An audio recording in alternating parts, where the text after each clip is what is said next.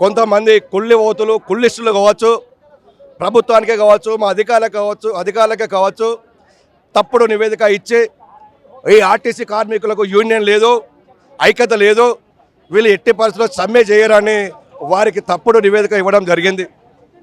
దాని కారణంగానే ఈ ప్రభుత్వం నెగ్లెన్స్ చేసి వీళ్ళు సమ్మె చేయలేరని చెప్పి మమ్మల్ని గాలికి వదిలేసారు.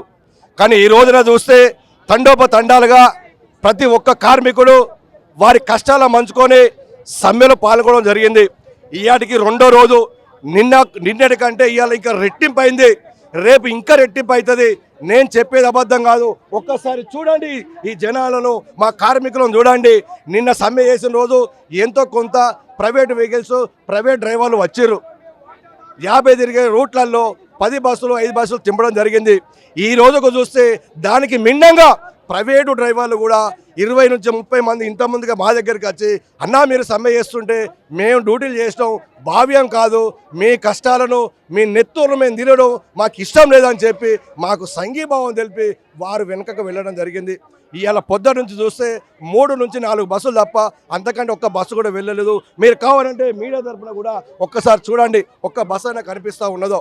మా ఆర్టీసీ కండక్టర్లు టింబులు తీసుకొని రోడ్ల మీదకి వెళ్తే తెలిసో తెలియక ₹1 ₹1.5 ఎక్కువనో తక్కువనో కొడితే దానికి ఛార్జ్ షీట్ ఇచ్చి సస్పెండ్ చేసి రిమూవ్ చేస్తూ ఉండరు.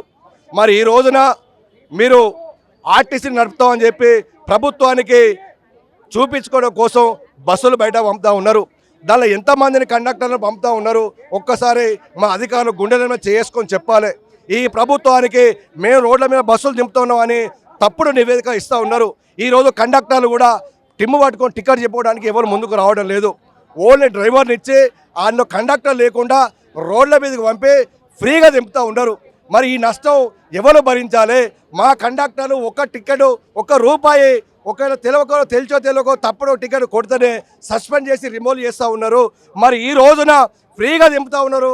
మహానగరంలో కావచ్చు, తెలంగాణ మొత్తం స్టేట్ మొత్తం కండక్టర్ లేకుండా ఓన్లీ డ్రైవర్ని ఇచ్చి ఫ్రీగా దింపుతూ ఉన్నారు. ఈ నష్టానికి ఎవరు, దీనికి ఛార్జ్ షీట్ ఎవరికి ఇస్తారు? మా అధికారులకు ఇస్తారా? ఎవరికి ఇస్తారు?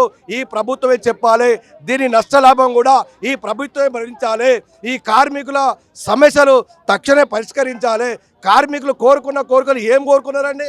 తోతమ్మ కోరికలు కోరుకున్నారా? 32 డిమాండ్స్ మా జేఏసీ నాయకులు పెట్టారు. నువ్వు 32 డిమాండ్స్లలో ఎన్ని ఇంప్లిమెంట్ చేస్తావు, ఎన్ని అమలు చేస్తా అంటాను?